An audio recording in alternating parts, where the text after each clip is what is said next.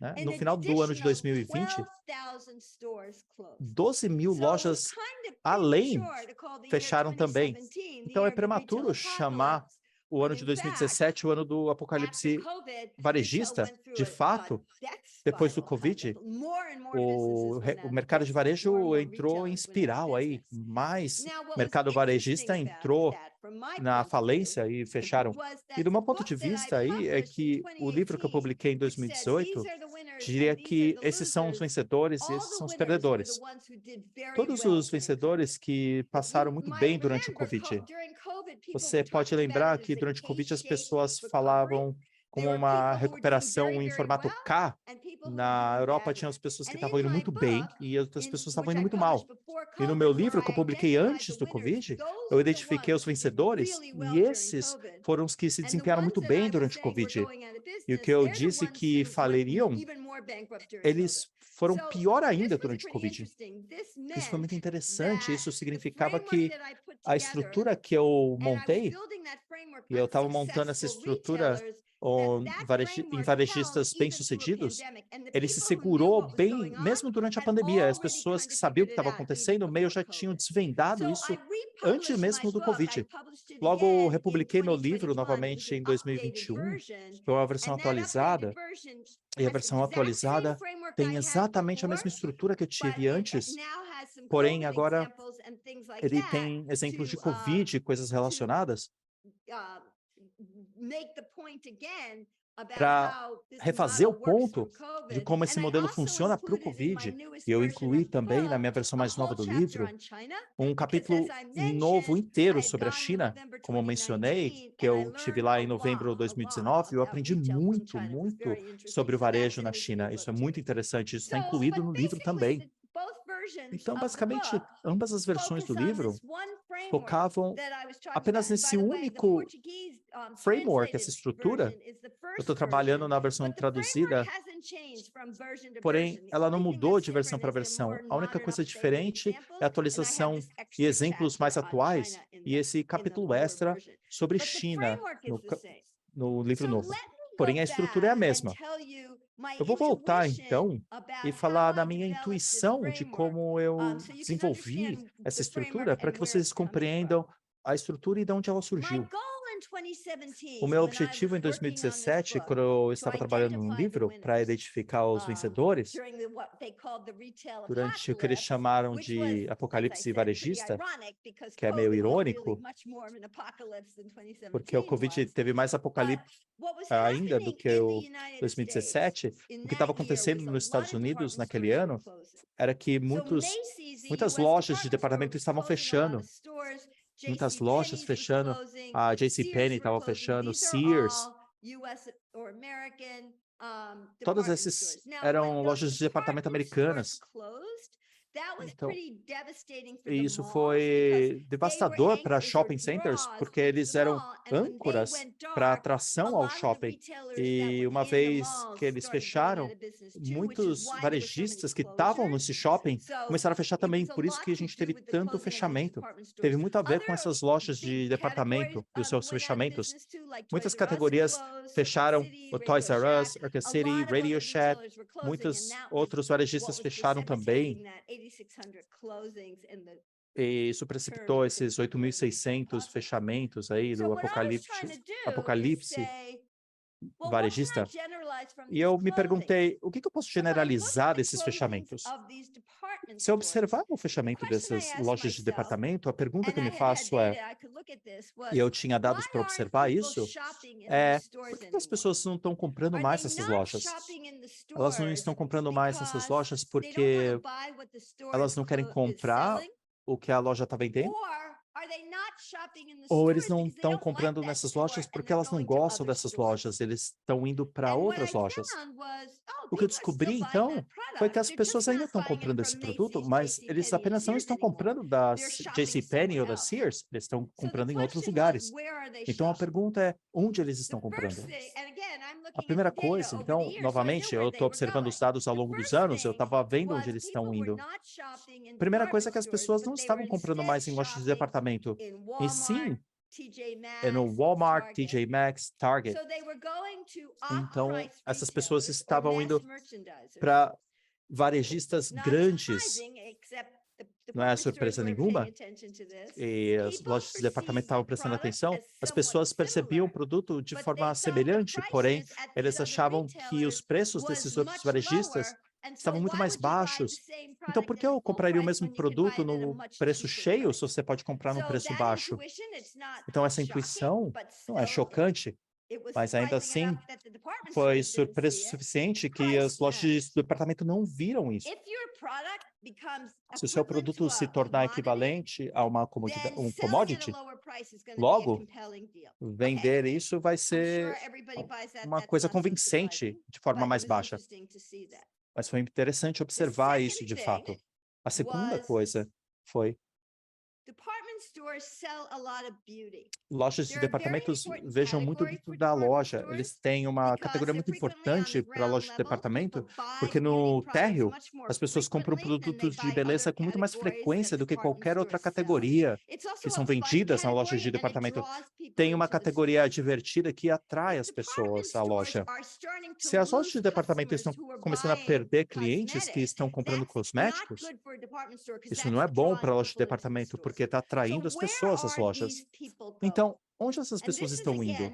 Novamente, isso vem antes de 2017. O cenário vem mudando até desde então. Eu quero falar de 2017 porque isso deu um insight para nós. As pessoas estavam migrando do Macy's, que é uma loja de departamento, e elas estavam comprando seus produtos de beleza e cosméticos na Sephora. Então, a Sephora é da LVMH, é um varejista bem sofisticado. E a pergunta era, por que quando as pessoas por que as pessoas estão comprando na Sephora ao invés da Macy's? Muito interessante, aí na época, o produto era o mesmo. Não era um produto diferente. Outra coisa interessante era que o preço era o mesmo. Então, lembre-se, nesses varejistas com preços mais baixos, né? Então, você tinha pessoas comprando por causa de diferenças de preço. Na Sephora, não era um produto mais barato, não era diferente, e não era um preço diferente. Então, o que era diferente de fato? A diferença era a experiência do cliente. Lojas de departamento tinham uma estratégia muito agressiva de empurrar o produto. As pessoas, os vendedores tinham comissão, eles eram agressivos, eles estavam fazendo o upselling, né? Se você queria colocar maquiagem, você tinha que falar com o vendedor, porque a maquiagem estava atrás do balcão. A pessoa tinha que, então, ir atrás do balcão, pegar os materiais e ajudar você a colocar a maquiagem. Então, você estava engajado numa conversa 1 a 1 com uma pessoa vendedora bem agressiva, né? Tentando empurrar o produto em você. Na Sephora, o produto está do lado de fora. Você pode experimentar, fazer o que você quiser, você pode entrar na loja, colocar a maquiagem para o dia todo e ir embora, sem ninguém dizer nada. Os vendedores não tinham comissão. Eles não estavam forçando você a comprar. Isso levou a uma experiência de cliente muito mais positiva. Então, mesmo com o mesmo preço, você ia preferir ir a um varejo que você ia curtir melhor. E foi isso que aconteceu. Essas pessoas saíram das lojas de departamento e começaram a comprar cosméticos na Sephora. Outra coisa da Sephora, que deixou isso muito interessante, é que eles tinham um e-commerce e um programa de lealdade muito eficiente. Eles não tinham apenas pessoas comprando na loja, mas absorvendo as pessoas online, nos seus canais de YouTube. E eles se certificavam, então, que as marcas e experiências que eles tinham nas lojas físicas batiam com o que os clientes queriam, porque isso era ligado diretamente ao seu programa de... E isso é muito diferente com o seu programa de fidelidade. Então, o que as pessoas estavam falando era essa ideia de que as pessoas estavam comprando no Amazon ou e-commerce. Então, por que as pessoas não estão comprando mais nas lojas de departamento que estão fechando? Porque alguém estava vendendo o mesmo produto com melhor preço, outros varejistas estavam vendendo o mesmo produto com o mesmo preço, mas com uma melhor experiência de clientes. E o canal de e-commerce estava crescendo. Então, esse foi o meu primeiro insight. Eu quero resumir todas essas ideias na minha matriz. Outra coisa que eu estava observando aqui é o que estava acontecendo com o CPG no pré-Covid. Então, a Gillette, por exemplo, estava perdendo muito market share. Eles perderam mais de 10%. Eles perderam para quem? Eu não sei se vocês já ouviram falar dessas empresas. Harry Shave, Dollar Shave Company. Eles são marcas verticais nativamente digitais, vendendo diretamente ao usuário final. Eles estavam roubando o mercado de marcas grandes, como a Gillette. E qual que era a diferença do seu modelo? Primeiro é que eles foram diretamente, eles tinham acesso aos dados dos usuários, quando a maior parte dessas firmas CPG não tem dados de usuário. Primeira coisa foi aí os dados. Segundo, eles foram diretamente, então eles conseguiam se livrar das margens intermediárias, então eles não estavam pagando os atacadistas, logo eles poderiam vender os produtos com melhor preço. Logo, eles poderiam vender um produto melhor, porque eles sabiam que os clientes queriam, num preço melhor. Isso é atraente. Outra coisa que essas marcas verticais, digital nativo, fizeram também, eles começaram um serviço de assinatura e eles capitalizaram no valor a longo prazo do cliente. Isso faz sentido total. Porque, especialmente para os barbeadores, isso nunca tinha sido feito anteriormente. Porque você utiliza e consome lâminas com frequência. Não é uma categoria de alto envolvimento, você só quer refazer o pedido. É uma categoria perfeita para uma assinatura. Dessa forma, quando você está trazendo clientes, você não tem uma transação de uma única vez, você faz uma assinatura e você tem transações bem baratas ao longo de um período de tempo. É um mercado bem atraente e é uma estratégia interessante. E essas marcas verticalmente integradas nativas estavam atacando marcas de legado com essa estratégia. Essas são as anedotas que eu estou observando aqui, então, que eu gostaria de generalizar com a minha matriz. Antes de eu descrever minha matriz, deixa eu falar de uma outra coisa em relação ao COVID, para atualizar o assunto. Todas as tendências que eu observei no meu primeiro livro, com revendedores que estavam tirando vantagem disso, eles aceleraram durante o COVID. E até 2021, a McKinsey publicou um relatório. Quais são as tendências a longo prazo que a gente está vendo durante ou pós-COVID? Uma das coisas que a gente quer observar. Eu quero me certificar que essas tendências que eles estão apontando ainda estão consistentes com a minha matriz, para me certificar que a minha matriz, que foi desenvolvida antes do COVID, ainda se mantém depois do COVID. Eu identifiquei aí um número de tendências. Eu vou falar algumas que são importantes, na minha opinião. Aqui é válido para o varejo, mas eu acho que se aplica a outros mercados. Que se desenvolveu no varejo, que continua desenvolvido no COVID, né, que continua pós-COVID, é a ideia de comprar online e pegar numa loja física. É uma coisa muito importante, porque isso gera um canal omni. Para você ter pessoas comprando online e pegando isso numa loja física, você tem que ter... Ok, eu vou compartilhar aqui, agora eu consigo compartilhar. Veio bem na hora aqui, porque eu posso mostrar para vocês a minha matriz. Então, aqui é o pré-COVID. Eu posso falar mais rapidamente, porque vocês podem ler um pouquinho do que eu quero dizer. Essas são as tendências pós-COVID aqui agora. Então, comprar online e pegar na loja. Essa é uma tendência muito importante, porque isso diz que o varejo é omnichannel. Você tem o online e o seu físico integrados, sem dificuldade, para as pessoas fazerem uma compra online e pegar na loja. Uma coisa que a McKinsey disse foi essa mudança digital, ela gruda. Então, as pessoas se acostumaram a comprar online. Agora, o e-commerce veio para ficar. Você tem sustentabilidade, movimentos sociais, eu vou falar disso depois. Mas essa ideia de mudar para dados mais centrados no cliente, a personalização e o mundo do omnichannel muito importante pós-Covid. E também trabalhar de casa, tendência muito importante, mas eu vou falar disso numa outra oportunidade. Eu vou focar aqui no principal.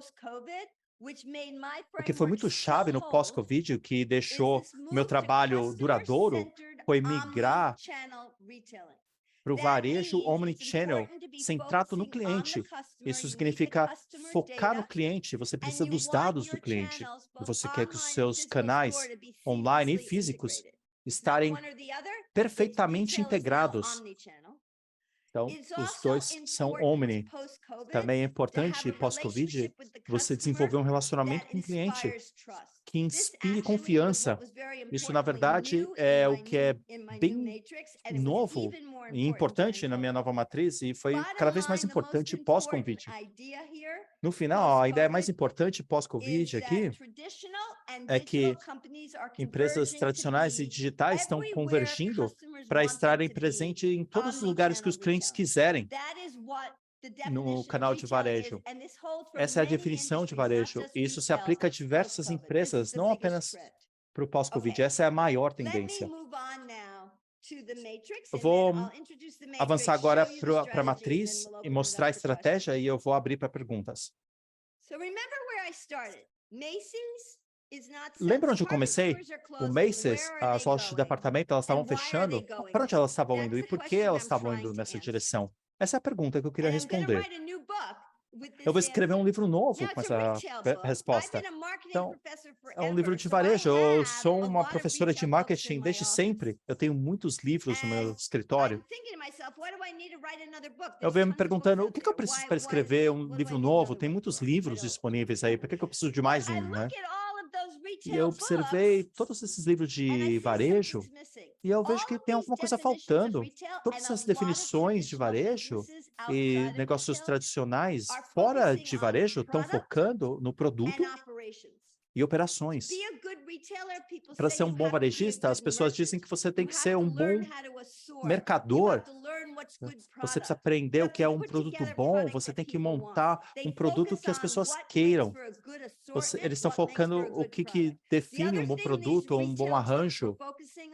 Esses livros estão focando na logística, como você entrega o produto final para o cliente final. Então, operação e produto. O que está faltando dessa matriz? O que está faltando aí, que é muito importante, a gente observou isso no exemplo de suporte, é o cliente. Então, a minha matriz é diferente dessas outras matrizes de varejo, porque eu estou focando no que o cliente quer. E o que o cliente quer no varejo? Uma ideia muito simples, que vai traduzir para outras indústrias. Tudo que eles querem é comprar uma coisa que eles valorizam de alguém que eles confiem. O que isso significa? Algo que eles valorizam é o produto certo no preço certo. Isso não é novo.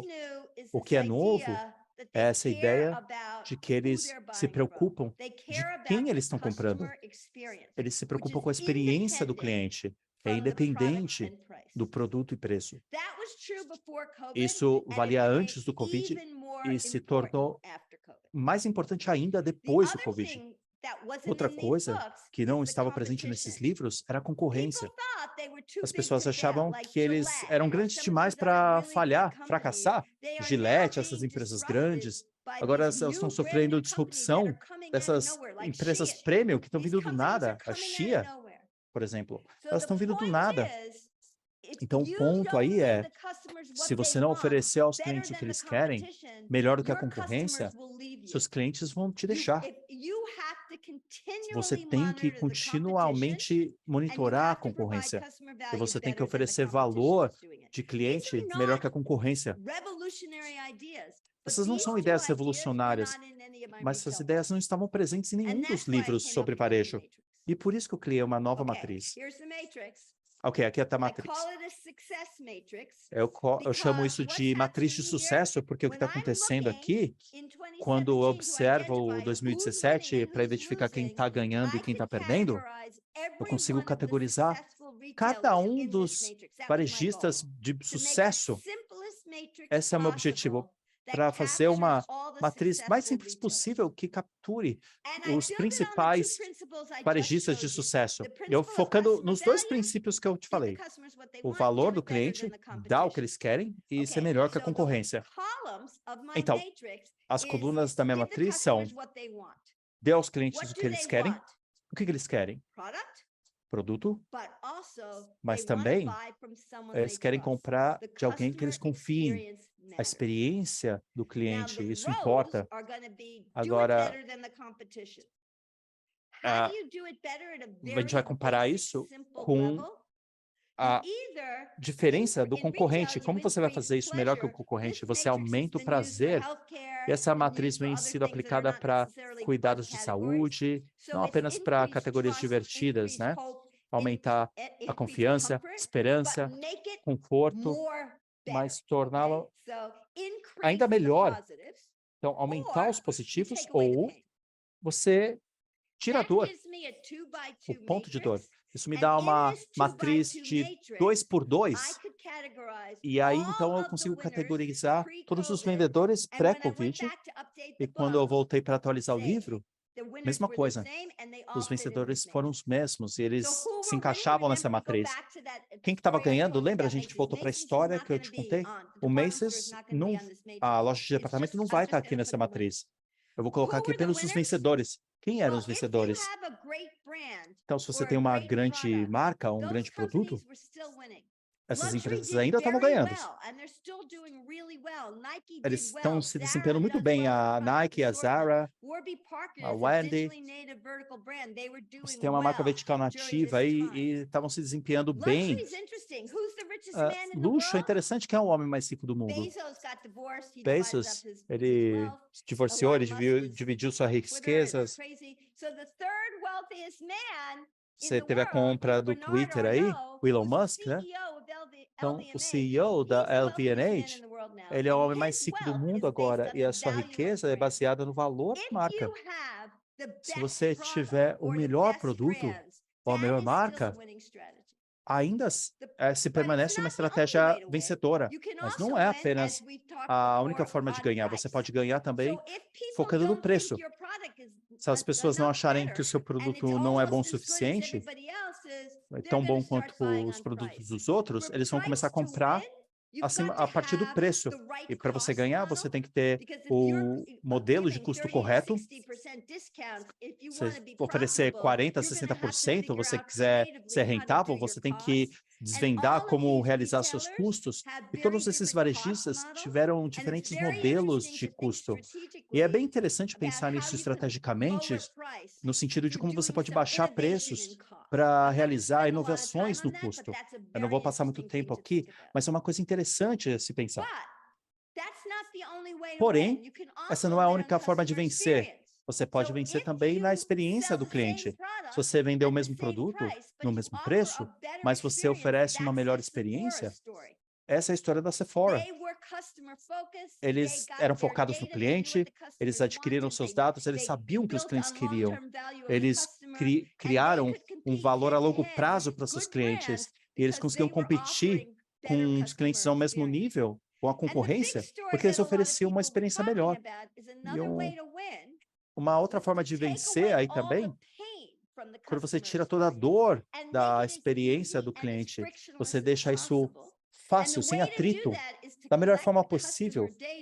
E a melhor forma de fazer isso é você coletar os dados do cliente para você retirar todos os pontos de dor. E ninguém fez isso melhor que a Amazon. E nos Estados Unidos, durante o Covid, a Amazon tinha 97% do mercado. As suas taxas de retenção eram altíssimas. As pessoas estavam comprando da Amazon, não porque eles achavam que eles têm o melhor produto, não necessariamente porque eles achavam que tinha o melhor preço, porque a Amazon não tem o melhor preço. Era fácil. E fácil era bom o suficiente para comprar deles. Então, essa matriz, dominou todos os vencedores antes e depois do Covid, as pessoas continuaram a desempenhar bem. E essa matriz resume. E como eu aplico isso estrategicamente? E como isso se aplica a diferentes indústrias? Basicamente, eu penso nessas 4 caixas, né? O melhor produto, preço mais baixo, melhor experiência do cliente, ou você eliminar a dor na experiência do cliente. Se você pensar nisso como uma grade, você coloca a origem no centro. E você pensa que cada um desses é um registro, e você pode começar a medir dados para medir onde você está e onde a concorrência se situa em cada uma dessas caixas. Se você não quiser fazer parte de um apocalipse, a primeira coisa que você tem que fazer é ser bom o suficiente. Então, você vai desvendar quais são os riscos, o que se aplica a cada caixa, em qual nível, e você certifica que você esteja bom o suficiente em cada uma dessas caixas. A parte complicada aqui é que no mundo bem concorrente, as coisas têm que ser racionadas, né? Então, é um alvo em movimento. Então, para você não fechar num varejo, isso se aplica a diversas indústrias, você tem que ser bom o suficiente em produto, no preço e bom o suficiente na experiência do cliente. O que foi interessante para mim foram os vencedores, aqueles que estavam ganhando de fato, que eu foquei nos meus 2 livros. Eles não eram bons apenas em uma dessas coisas. Você tem que evitar ser morto, né, no apocalipse. Você tem que ser bom nos 4 itens. Mas você tem que ser o melhor em uma dessas caixas, pelo menos, se você quiser ser o número 1. Então, quem é o melhor em cada uma dessas caixas aqui? Eu vou mostrar para vocês. Quando eu olho com maior profundidade, o que eu descobri é que os vencedores eram os melhores não apenas em eles eram os melhores em 2. Então, a Amazon é o melhor em preço, em atrito, mas também pelo melhor preço. Eles são bons o suficiente das outras 2 caixas, mas eles são os melhores nas 2 caixas abaixo. O Walmart compete cabeça a cabeça aí com a Amazon e também no mundo, com um modelo bem diferente. Eles são os melhores nos menores preços, porque eles têm um ótimo modelo, eles têm baixa transação e custo, mas também eles se tornaram bons nesse atrito. Eles se tornaram melhores numa forma bem diferente da Amazon. Eles são bons na experiência do cliente e da marca, mas eles criaram menos atrito também. DNVB, eles também têm a questão de marca e eles se livraram das margens intermediárias, eles podem, então, oferecer um preço menor. Pelo fato de eles conseguirem vender diretamente, eles conseguem focar nos dados de usuário e focar nos pontos de dor. A Costco, eles vão lá porque, além do preço, eles amam a experiência. Luxo, você também tem a marca, mas também a experiência do usuário também é muito importante. E a Sephora, eu mencionei, tinha um programa de... eles tinham um programa de fidelização muito importante, mas eles focaram na loja também. E os vencedores, eles alavancam estarem melhor não apenas em um quadro, mas no segundo quadro, e eles desempenham tão bem quanto. Eu não vou falar no Amazon, aqui eu quero passar para um outro ponto. Eu posso mostrar como a matriz funciona no Amazon e no Walmart, mas deixa eu mostrar apenas uma coisa interessante aqui. Se você for uma marca, você vai ser o melhor dessa marca, especialmente na parte de luxo ou uma marca premium. Você não vai querer que seu segundo quadrante seja preço. Então, o que você está observando as marcas fazerem hoje em dia é escolherem um segundo quadrante, um tipo de experiência que eles consigam envelopar na sua marca. Eles continuam a melhorar, deixar sua marca boa, mas eles continuam a focar no pós-Covid, nessa ideia de experiência do cliente. O que a minha matriz mostra aqui, e eu consegui isso da China também, que eu aprendi lá da China, eles estavam focando muito na experiência do cliente. Meu argumento era, e é, que a razão que a Amazon venceu não é pelo preço, é porque eles conseguiram oferecer uma experiência com menos atrito. Na China, eles entendem a importância disso, e meio que eles categorizam essa dimensão em relação ao tempo. Se você observar a dimensão do meu produto, isso é marketing. Ou você faz um produto premium, e o preço tende a ser mais alto, ou você compete num preço mais baixo e o produto não é tão bom. Então, é a dimensão de produto-valor. Na parte de experiência, é uma dimensão de tempo.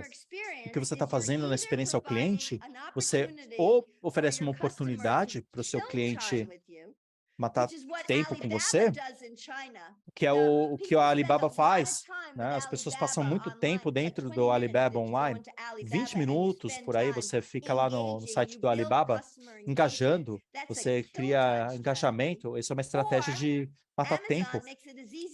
E ou a Amazon deixou o mais fácil possível para economizar tempo. Se você pensar nessa dimensão como uma dimensão de valor, essa é uma dimensão de tempo e você quer que as pessoas engajem com você, você desenvolve um relacionamento maior e você vender em cima desse engajamento, ou você cria uma coisa conveniente, sem atrito, e você deixa o mais conveniente possível para você economizar o tempo do seu cliente. E a minha matriz está falando basicamente disso. Seja bom em tudo, criar um quadrante de liderança e escolher um segundo quadrante para ser o melhor. Você precisa de 2 quadrantes para vencer. Eu sei que eu levei um pouquinho mais de tempo, foi um pouco difícil começar sem fotos, mas eu espero que isso faça sentido.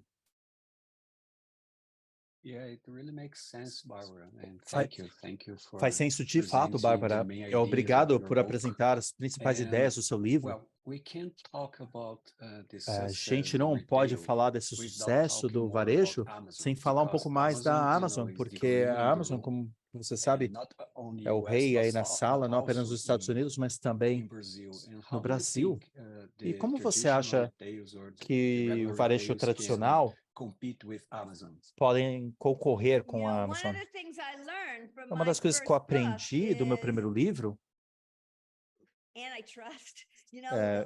e eu confio aqui, né? Porque a Amazon teve uma vantagem incrível aí, eles estão mitigando, né? Eles não são tão grandes quanto quando eu escrevi o primeiro livro, mas eles têm uma vantagem incrível, porque o que a Amazon está fazendo, se eu voltar aqui para o slide, aqui, o modelo da Amazon, o que a Amazon estava fazendo, lembra quando eu disse você tem que ser o melhor você tem que ser bom o suficiente nos 4? O que a Amazon fez foi crescer o valor da redução de atrito. Isso decolou durante o Covid. Eles consideraram o fato de que eles eram fáceis de comprar e criaram uma vantagem incrível. As pessoas não pensavam nisso. Durante o Covid, se algo levava algumas semanas para ser entregue, tudo bem. Se você tivesse que ir para a loja e pegar você mesmo, isso tudo bem, não tinha problema. Mas o que a Amazon fez, a gente vai deixar o mais fácil possível e todo mundo tem que acompanhar. Eles são os melhores no zero atrito. Eles estão cada vez mais difíceis de serem alcançados. Eles estão fazendo com que todos corram atrás dele na questão de zero tração. Eles podem oferecer o melhor preço porque eles não concorrem na margem. Eles conseguem o dinheiro deles do AWS. 60% de operação das margens da Amazon vem do AWS. Eles estão gerando dinheiro na propaganda digital, não nas transações. E quando vocês não ganham dinheiro na margem, você sempre pode baixar o preço, que foi o que eles fizeram, porque eles podem tirar o dinheiro deles de outro lugar. Então fica bem difícil concorrer contra eles, porque eles são os mais fáceis, os mais baratos. No entanto, eles definiram o fácil de forma diferente. Eles estão operacionalizando os seus custos de forma diferente. Você tem que concorrer, então, nessas outras 2 caixas, se você quiser concorrer diretamente. Ou você pode concorrer aqui na parte de cima. Eles não têm as melhores marcas ou as melhores experiências de loja. A Amazon é pegar e sair rápido. Se você quiser construir um relacionamento, você pode fazer isso. Luxo não é vendido na Amazon. Se você quiser comprar produtos de luxo, você tem que comprar fora da Amazon. Então, você pode concorrer, não do frente a frente. Você pode competir aqui na parte inferior, mas é um pouco mais difícil. Você pode competir com um preço facilidade, eles são bem competitivos aí nessa parte. Sim, faz sentido, de fato. Eu acho que não ter atrito é o que a gente está buscando às vezes. Você deu um exemplo em uma das suas entrevistas, fazer com que você caminhe durante a loja toda. Eu fui para um shopping tradicional ontem para almoçar. Sabe como eles colocam as escadas rolantes, né? Eles colocam em um ponto e tem a escada rolante do lado oposto do shopping para você passear pelo andar todo. Então, a maior parte do tempo você está tentando comprar com a menor fricção possível.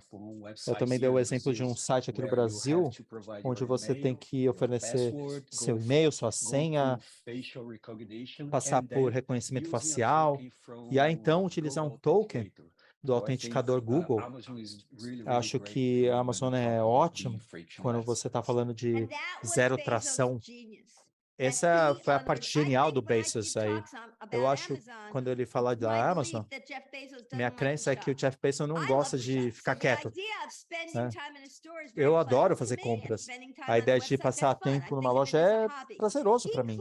No shopping, no site também. Ele faz isso. Ele não faz isso, né? E ele quer deixar isso o mais fácil possível. Ele não quer botar o leite no fundo da loja. Eles querem deixar na frente. E eles fizeram isso com a compra de um clique, né? Ele patenteou isso e ninguém pode copiar isso em 20 anos. Essa é a ideia de você... Eu vou tirar você do meu site instantaneamente. Os varejistas não pensam nisso. Eles pensam exatamente aí com o leite lá no fundo da loja, a escada rolante. Eu quero deixar você dentro da loja o maior tempo possível, porque quanto mais tempo você ficar lá, mais você vai comprar. Essa é uma estratégia e faz sentido. Mas você tem que considerar isso de uma forma positiva para a experiência do cliente. Se você deixar essa experiência positiva como a Sephora, eles vão passar tempo na loja. Mas se você estiver fazendo isso apenas como um truque para que eles comprem mais, não vai funcionar mais. Porque outras pessoas estão deixando isso mais fácil. Você quer economizar seu tempo, né? Você quer ir para a loja que seja mais fácil. Então, é uma pergunta muito grande. O seu cliente quer matar tempo, engajar com você? Ou o seu cliente quer economizar tempo e resolver essa transação logo? Você pode, então, diferenciar dependendo de como você se localiza nessa dimensão. A Amazon é bem claro. Eles querem deixar isso o mais fácil possível para você. E tudo que eles fazem é tentar tirar o atrito da experiência. Porém, existe uma forma de construir engajamento. Eles não fazem isso. Sim. Eu acho que outro ponto em termos das lojas físicas, porque a Amazon começou agora há pouco com o e-commerce. Eles começaram há um tempo atrás, e agora eles estão abrindo lojas nos Estados Unidos. Você acha que lojas físicas estão indo embora? Ou qual o papel das lojas físicas aí? Interessante, aí eu vi dados recentes durante o Covid, quando as pessoas tinham medo de entrar nas lojas físicas, todo mundo aprendeu a fazer compras online. As pessoas tinham medo e aprenderam, então. Todo mundo aprendeu como comprar online. O e-commerce aumentou 30%, 40%. Essas eram as previsões. Eu acabei de ver números de vendas nos Estados Unidos, eu não sei como isso se aplica na América Latina, mas supermercados, 90% das compras são feitas em lojas físicas. As pessoas estão voltando às lojas físicas. Não é o mesmo comportamento de antes. Algumas coisas as pessoas estão comprando online, mas elas não estão abandonando as lojas físicas. Elas estão mudando essas lojas. As marcas digitais que começaram digitalmente estão abrindo lojas no momento. Você está vendo que lojas físicas não estão indo embora. As pessoas gostam das lojas físicas, mas elas estão morfando. Algumas coisas vão ser vendidas online, as pessoas vão preferir comprar online, porém outras coisas as pessoas vão querer maximizar dentro de uma loja física. Eu acho que um ponto muito importante nesse caso é ter o que se chama de um omnichannel focado no cliente, centralizado nele, porque se você tiver o e-commerce e a loja física, você tem que oferecer semelhanças no atendimento ao cliente e a sua experiência. Eu estava ouvindo uma entrevista sua, da forma que você conversa com a sua filha. Você pode utilizar um telefone, WhatsApp, ou diretamente, não importa o canal, você sempre vai ter uma conversa com ela. Eu acho que esse é o ponto, uma experiência limpa, direta, independente do canal que você estiver utilizando. É incrível, de fato, quando você pensar nisso. Eu sei qual o conteúdo, mas eu não lembro se a gente falou via texto ou pessoalmente, e as pessoas consideram compras da mesma forma. Muitos dos varejistas com legado, eles não consideram isso. Você pode comprar online e pegar na loja. Isso é bem difícil, porque o que eles estavam falando para mim, mesmo se você comprar online, no inventório, né? Se você comprar o seu produto de manhã e você não pegar até a tarde, até você ir pegar, pode ficar parado na loja física. Então, você tem que ter um algoritmo e software sofisticado para realizar substituições se você não tem o estoque.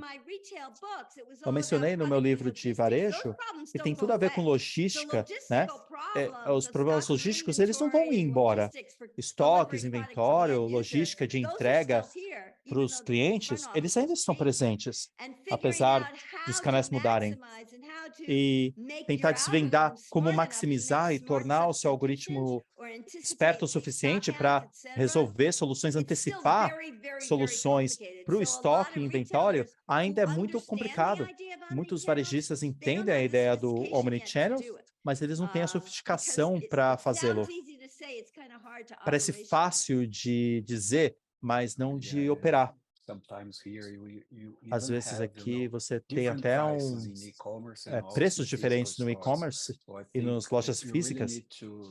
Você precisa, de fato, ter uma experiência semelhante, porque às vezes eu não entendo por que tem custos diferentes na loja física e não comprar online.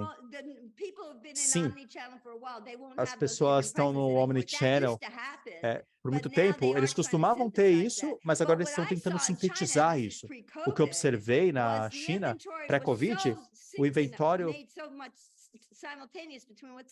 era tão simultâneo entre o que era online e na loja, eles automaticamente entregavam as coisas, os itens a essas lojas de conveniências menores, e eles mudavam o preço se baseando na demanda e fornecimento. Eles sabiam que o preço estava caindo, porque eles tinham tudo integrado, eles conseguiam aumentar o preço quando isso acontecia.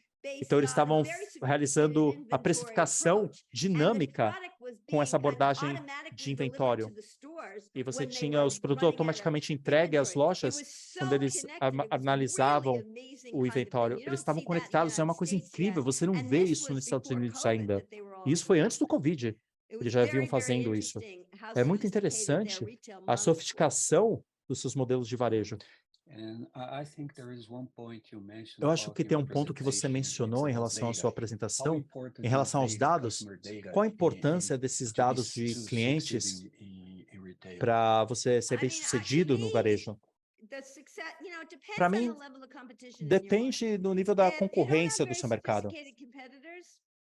Se você não tiver clientes sofisticados, você não consegue empurrar o produto, né? Eles conseguem o produto de outro lugar.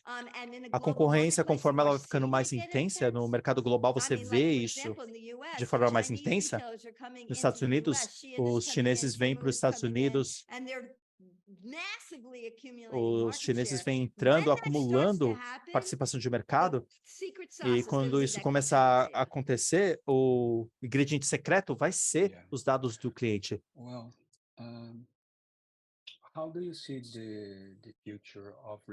Como você vê o futuro do varejo? A gente estava falando agora há pouco que a loja física vai continuar e também o e-commerce, obviamente, o futuro do varejo. Como você o vê? Se eu voltar para esse modelo que eu te mostrei, você vê marcas novas, talvez novas modas, tecnologias.